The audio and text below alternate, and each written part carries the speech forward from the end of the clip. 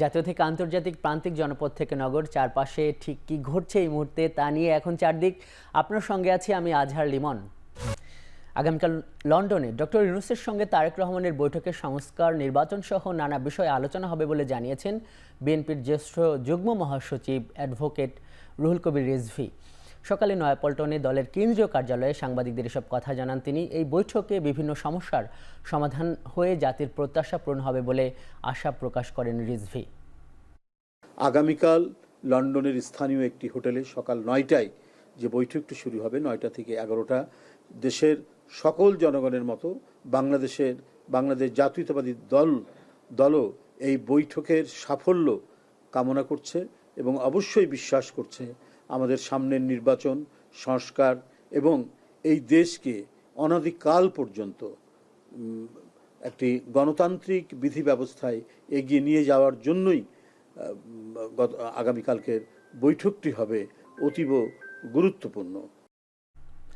তারেক রহমানের দেশে ফিরতে কোনো বাধা নেই, চাইলে যে কোনো সময় তিনি দেশে ফিরতে পারবেন বলে জানিয়েছেন স্বরাষ্ট্র উপদেষ্টা জাহাঙ্গীর আলম চৌধুরী। সকাল ১১টার দিকে গাজীপুরের সালনা হাইওয়ে থানা পরিদর্শন শেষে কথা বলেন তিনি। এ সময় তিনি আরও বলেন, ভারত থেকে যাদের পুশিন করা হচ্ছে তাদের অমানবিকভাবে ঠেলে দেওয়া হচ্ছে। ওনার তো দেশে ফেরার তো কোনো অসুবিধা নাই, উনি যে কোনো সময় ইচ্ছা, উনি বাংলাদেশের নাগরিক, যে কোনো সময় ইচ্ছা উনি দেশে ফিরতে পারবেন। ওনারা যেই সময় উনি যেই সময় উনি মনে করবেন উনি সেই সময় দেশে ফিরবেন। ফরেন অ্যাডভাইজারও আপনাদের বলছে, তারাও কিন্তু তাদের চিঠি দিচ্ছে যে আমাদের বাংলাদেশি নাগরিক যদি ওই অগদেশে থাকে আমরা অবশ্যই নিব, কিন্তু তারা একটা প্রপার চ্যানেলে আসতে হবে। নিয়ম হলো প্রপার চ্যানেলে। ওনারা করে নাকি এটা ফলো না করে এই জঙ্গলে রাস্তা দেখি জায়গায় না ওই সব জায়গায় গিয়ে করে, এটা একটু অমানবিক। সাবেক ভূমিমন্ত্রী সাইফুজ্জামান চৌধুরীর যুক্তরাজ্যে মালিকানাধীন আরও সম্পদ জব্দ করেছে দেশটির ন্যাশনাল ক্রাইম এজেন্সি এনসিএ। বুধবার এই তথ্য নিশ্চিত করেছে আল জাজিরার ইনভেস্টিগেশন ইউনিট। এর আগে সাইফুজ্জামান চৌধুরীর সম্পদ জব্দ করার অনুরোধ জানিয়ে যুক্তরাজ্যের এনসিএর কাছে লিখিত চিঠি পাঠায় বাংলাদেশ সরকার। এর জেরেই মূলত তার সম্পদ জব্দ করা হয় বলে তথ্যে উঠে আসে। অর্থ আত্মসাতের দায়ে তার বিরুদ্ধে তদন্ত চলছে।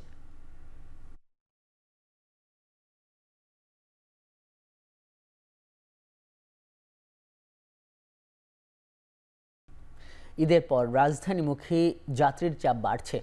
এদিকে রেলপথের স্বস্তির যাত্রায় ঢাকায় ফিরছেন কর্মজীবীরা। ঈদুল আজহার দীর্ঘ ছুটি শেষ করে কর্মস্থলে ফেরার পালা শুরু হয়ে গেছে। শেষ মুহূর্তের ভিড় এড়াতে আগে ভাগেই রাজধানীতে ফিরছেন অনেকে। তবে এবারের ঈদ যাত্রা ও ফেরার পথে স্বস্তি উপভোগ করছেন সাধারণ মানুষ। ট্রেনের শিডিউল বিপর্যয় না থাকায় নির্বিঘ্নে রাজধানী ফিরছেন বলে জানিয়েছেন রেলযাত্রীরা। পরিবার পরিজন নিয়ে ঈদ উদযাপন শেষে ট্রেনের টিকিট পেতেও ভোগান্তি ছিল না বলেও তারা জানান। অন্যদিকে যারা ঈদের আগে গ্রামে যেতে পারেননি তারা এখন গ্রামে যাচ্ছেন, কেউ বা রাজধানীর বাইরে কর্মস্থলে ফিরে যাচ্ছেন।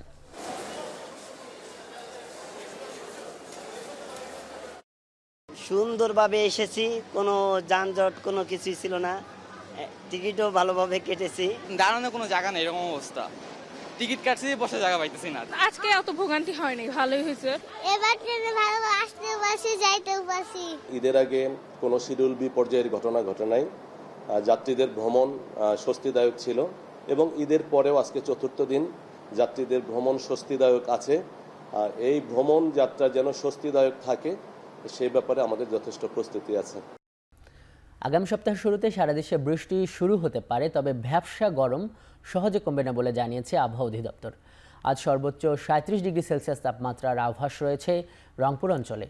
বৃহস্পতিবার আগারগাঁওয়ে আবহাওয়া অধিদপ্তরে এসব তথ্য জানান আবহাওয়াবিদ খন্দকার হাফিজুর রহমান। এ সময় তিনি বলেন, বৃষ্টি হলে তাপপ্রবাহ কমবে। বর্তমানে সারা দেশে মৃদু তাপপ্রবাহ চলছে, তবে গরমের অনুভূতি অতিরিক্ত হয় মানুষের মধ্যে অস্বস্তি বোধ হচ্ছে। আবহাওয়াবিদ বলেন, বাতাসে জলীয় বাষ্পের পরিমাণ বেশি হওয়ায় ভ্যাপসা গরম বাড়ছে। রংপুর, রাজশাহী, নীলফামারী, পাবনায় সর্বোচ্চ 37 ডিগ্রি সেলসিয়াস তাপমাত্রা বিরাজ করছে। এবার বর্ষা দ্রুত শুরু হয়েছে বলেও জানান এই আবহাওয়াবিদ। কিন্তু এখন যেহেতু বাতাসে জলীয় বাষ্পের আধিক্য বেশি, এই সাধারণ যে মৃদু তাপপ্রবাহ তাতে কিন্তু মানুষের মধ্যে অস্বস্তিটা অনেক বেশি বেড়ে গেছে। এর মূল কারণটা হচ্ছে বাতাসে জলীয় বাষ্পের আধিক্যটা বেশি। এবং আমরা যেটা দেখছি আগামী রবিবার বা সোমবার থেকে বৃষ্টিপাতের আধিক্যটা বাড়বে, সেই ক্ষেত্রে তাপমাত্রাটা কমে আসবে। হ্যাঁ, এবং যেটা মৃদু তাপপ্রবাহ যেটাতে এটাও কিন্তু প্রশমিত হবে। তীব্র গরমে হাঁসফাঁস অবস্থা রাজশাহীতে, বেশি কষ্টে পড়েছেন শ্রমজীবী মানুষেরা। বিস্তারিত জানাতে রাজশাহী থেকে যুক্ত হচ্ছেন রাকিবুল হাসান। রাকিব, আমরা ঢাকায় যারা আছি তাদের তো খুব গরম লাগছে, রাজশাহীর পরিস্থিতি কি?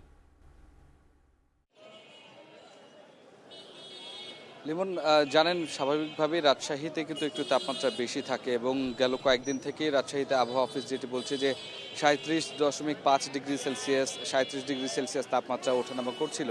এবং আজকেও কিন্তু একেবারে সকালবেলা থেকে আমরা দেখছিলাম তাপমাত্রা একেবারে প্রত্যেক ঘন্টায় ঘন্টায় তার পারদ বাড়ছিল এবং এখনও পর্যন্ত কিন্তু সেই যে তাপমাত্রা এবং গরমের যে প্রভাব সেটি কিন্তু অব্যাহত আছে। কিছুক্ষণ আগে থেকে আমরা দেখছি রাজশাহীর আকাশ খানিকটা মেঘলা হয়ে এসেছে, কখনো মেঘ আর সূর্যের যে লুকোচুরি সেটি চলছে, কিন্তু আসলে বাতাসের প্রবাহ সেই রকম নেই এবং এই যে রৌদ্রের তাপমাত্রা এতে পিচ পাথরের এই যে রাজপথ সেটি আসলে যে পরিমাণ উত্তপ্ত হয়েছে তাতে আসলে যারা ঘর ছেড়ে বের হয়ে এসেছেন কাজে আছেন তারা কিন্তু নাকাল অবস্থায় পড়ছেন না, একেবারে ত্রাহি অবস্থা তাদের এবং উষ্ঠাগত প্রাণ। চারিদিকে একেবারে উত্তপ্ত একটি পরিবেশে আসলে যারা ঘর ছেড়ে কাজ করছেন, কাজে বের হয়ে এসেছেন, কোনো প্রয়োজনে বের হয়ে এসেছেন, তাদেরকে অধিকাংশই আমরা দেখেছি যে ছাতা নিয়ে বের হয়েছেন বা একটু সুযোগ পেলেই জিরিয়ে নিচ্ছেন বা এখানে ফল বা পানীয় যেগুলো আছে সেগুলো কিন্তু খাওয়ার চেষ্টা করছেন। এইরকম অবস্থায় আবহাওয়া অফিস যেটি বলছে আসলে যতক্ষণ না বৃষ্টি হচ্ছে ততক্ষণ আসলে রাজশাহীর এই তাপমাত্রা আসলে কমে আসার সম্ভাবনা খুব কম। অন্যদিকে রাজশাহীর পাশ দিয়ে আপনি জানেন পদ্মা নদী বয়ে গেছে, সেখানে আসলে পানির স্বল্পতা এবং সেখানে যে তীব্র যে বিস্তীর্ণ বালুচর সেইটির থেকে যে তীব্র তাপদাহ এবং সেটির যে লু হাওয়া বা সেটির যে প্রভাব সেটিও কিন্তু রাজশাহী শহরের উত্তপ্ত হয়ে ওঠা বা গরম হওয়ার পেছনে আরও একটি কারণ এবং এই সমস্ত বিষয়গুলোই কিন্তু আসলে কাজ করছে, যার কারণে একেবারেই নাকাল একটি অবস্থা পরিণত হয়েছে রাজশাহীতে এবং এই যে তীব্র তাপদাহ এবং গরম এই অবস্থাতে কিন্তু আসলে আরও বেশি সমস্যায় পড়ছেন খেটে খাওয়া মানুষরা, তারা অল্পতে আসলে ঘেমে উঠছেন। আবহাওয়া অফিস যেটি বলছে যে আসলে আকাশে মেঘ থাকলে এবং সূর্যের প্রখরতা এবং এই তীব্র অবস্থা থাকলে আসলে মানুষ ঘামে প্রচণ্ড এবং যারা কাজ করছেন ঘেমে যাচ্ছেন তারা কিন্তু সহজেই ক্লান্ত হয়ে পড়ছেন এবং নানা ধরনের সমস্যায় মধ্যে পড়ছেন। এমনকি আমরা কিছুক্ষণ আগেও এখানে দেখেছি অনেকেই ক্লান্ত হয়ে পথে বসে পড়েছেন ফুটপাতে এবং তারা পানি খেয়েছেন, তাদেরকে মাথায় পানি দেওয়া হয়েছে, এরকম নানা ধরনের সমস্যায় কিন্তু পথচারী যারা আছেন তারা পড়ছেন। এই অবস্থাতে আসলে চিকিৎসক যারা আছেন তারা বলছেন একটু সাবধানতার সাথে চলতে, বিশেষ করে যারা বয়োবৃদ্ধ রয়েছেন এবং শিশু রয়েছেন তাদেরকে সাবধান রাখতে এবং ঠান্ডা পানি পান করা বা পানীয় জাতীয় তরল জাতীয় খাবার খাওয়ার পরামর্শ আসলে দিচ্ছেন এবং এইরকম অবস্থা আসলে রাজশাহীতে যতক্ষণ না বৃষ্টি হচ্ছে ততক্ষণ আসলে চলতে থাকবে এবং এই যে তীব্র তাপদাহের প্রভাব সেটি কিন্তু আসলে অব্যাহত থাকবে এবং বেলা গড়িয়ে যাওয়ার পরও কিন্তু এই তাপমাত্রার যে প্রভাব সেটি থাকছে। তো লিমন, এই ছিল রাজশাহী থেকে আমার কাছে সর্বশেষ খবর। রাজশাহী থেকে রাকিবুল হাসান। প্রচণ্ড তাপদাহে পড়ছে ভারতের দিল্লি ও পাঞ্জাব। দিল্লিতে এরই মধ্যে তাপমাত্রার পারদ ছাড়িয়েছে ৪৫ ডিগ্রি সেলসিয়াস এবং পাঞ্জাবে সর্বোচ্চ তাপমাত্রা রেকর্ড করা হয়েছে ৪৮ ডিগ্রি সেলসিয়াস। এই পরিস্থিতিতে দুই প্রদেশেই জারি রয়েছে সর্বোচ্চ সতর্কতা, রেড অ্যালার্ট। বাসিন্দাদের জরুরি প্রয়োজন ছাড়া সরাসরি সূর্যের আলোতে না যাওয়া, প্রচুর পানি খাওয়া ও দুপুরের প্রচণ্ড রোদে ঘরে থাকার পরামর্শ রাজ্য সরকারের। শুক্রবার দিল্লিতে সর্বোচ্চ তাপমাত্রা হতে পারে ৪৭ ডিগ্রি সেলসিয়াস। শুক্রবারের পর থেকে তাপমাত্রা কিছুটা কমতে পারে বলে পূর্বাভাস দিয়েছে ভারতের আবহাওয়া বিভাগ।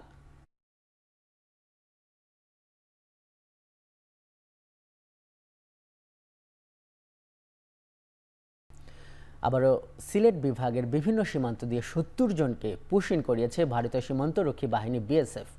বৃহস্পতিবার ভোর রাতে সিলেট ও সুনামগঞ্জের বিভিন্ন সীমান্ত দিয়ে এই পুশ-ইনের ঘটনা ঘটে। বিজিবি জানায়, জৈন্তাপুর উপজেলার মোকামপুঞ্জি সীমান্ত এলাকা দিয়ে রাত ৩টার দিকে ৯ শিশু ও ৪ নারীসহ ১৭ জনকে পুশ-ইন করে। এ সময় তাদেরকে আটক করে বিজিবি। এছাড়া একই উপজেলার মিনাচিলা সীমান্ত এলাকা দিয়ে পুশ-ইনের সময় ১৪ জন নারী ও শিশুসহ আরও ২৩ জনকে আটক করে বিজিবি ৪৮ ব্যাটালিয়ন। আটককৃত সবাই লালমনিরহাট ও কুড়িগ্রাম জেলার বাসিন্দা বলে জানিয়েছে বিজিবি। এছাড়া সিলেটের কালাইরাক সীমান্ত দিয়ে ১৩ জন ও সুনামগঞ্জের নোয়াকুট বিওপি সীমান্ত দিয়ে ১৭ জনের পুশ-ইনের ঘটনা ঘটেছে। ফেনী শহরতলির পাঁচগাছিয়া এলাকায় ডোবা থেকে জোবায়ের রাবিন নামের ৫ম শ্রেণীর এক শিক্ষার্থীর মরদেহ উদ্ধার করা হয়েছে। সকালে বাড়ির পাশের ডোবা থেকে তার মরদেহ উদ্ধার করা হয়। Rabin Chattogram BF Shaheen school and কলেজের শিক্ষার্থী। নিহতের পরিবার জানায় ঈদের ছুটিতে বাড়িতে এসেছিলেন তারা। বুধবার দুপুর থেকে নিখোঁজ হন রাবিন। পরে সকালে রাবিনের মরদেহ ডোবায় পড়ে থাকতে দেখেন স্থানীয়রা। পূর্বশত্রুতার জের ধরে পরিকল্পিতভাবে হত্যা করে ডোবায় রাবিনের মরদেহ ফেলে রেখে যাওয়া হয়েছে বলে অভিযোগ করেছে পরিবার। তবে ময়নাতদন্তের পর মৃত্যুর কারণ জানা যাবে বলছে পুলিশ।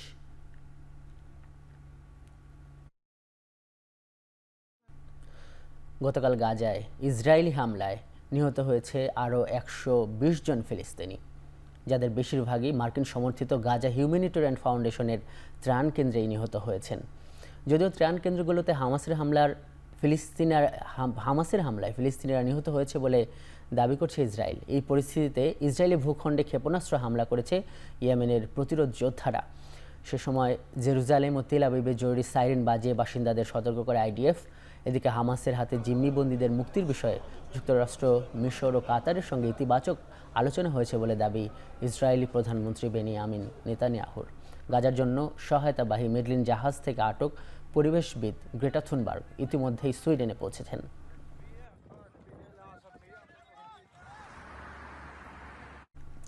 লস অ্যাঞ্জেলেসে কারফিউ জারির পর অবৈধ অভিবাসীদের ধরতে ট্রাম্পের অভিযানের বিরুদ্ধে যুক্তরাষ্ট্রের 17টি শহরে ছড়িয়ে পড়েছে ব্যাপক বিক্ষোভ। ক্ষোভের আগুনে জ্বলছে Los New York, Washington DC, Texas ও শিকাগো শহর। টানা দ্বিতীয় রাতেও লস অ্যাঞ্জেলেসে জারি রয়েছে আংশিক কারফিউ।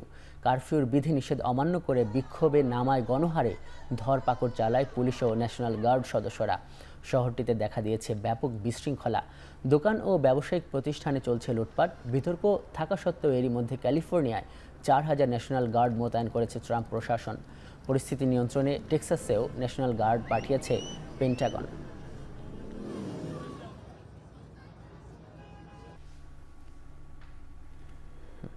বাংলাদেশ হাই পারফরম্যান্স ইউনিটের ক্যাম্প শুরু হতে যাচ্ছে।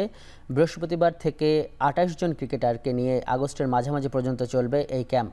সংবাদ বিজ্ঞপ্তি দিয়ে বিষয়টি নিশ্চিত করেছে বিসিবি।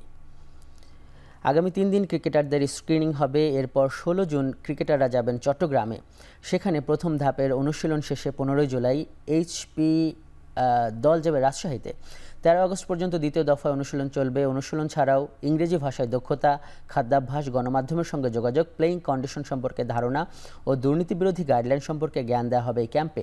ঢাকায় প্রথম 3 দিন তাত্ত্বিক বিষয়ে ক্যাম্পের পর চট্টগ্রাম ও রাজশাহী হবে স্কিল ট্রেনিং ও ম্যাচ অনুশীলন।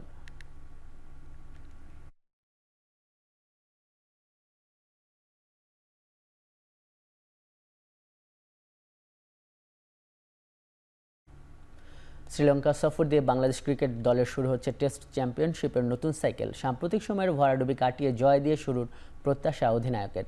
মিরপুরে শ্রীলঙ্কা সফরের আগে সংবাদ সম্মেলনে নাজমুল হোসেন শান্ত জানান, শ্রীলঙ্কার বিপক্ষে স্কোয়াড নিয়ে তিনি সন্তুষ্ট। এছাড়া স্কোয়াডে এবাদত হোসেনকে ফেরানোর ব্যাপারটিকে ইতিবাচক হিসেবে দেখছেন শান্ত। আলহামদুলিল্লাহ ভালো প্রিপারেশন হয়েছে।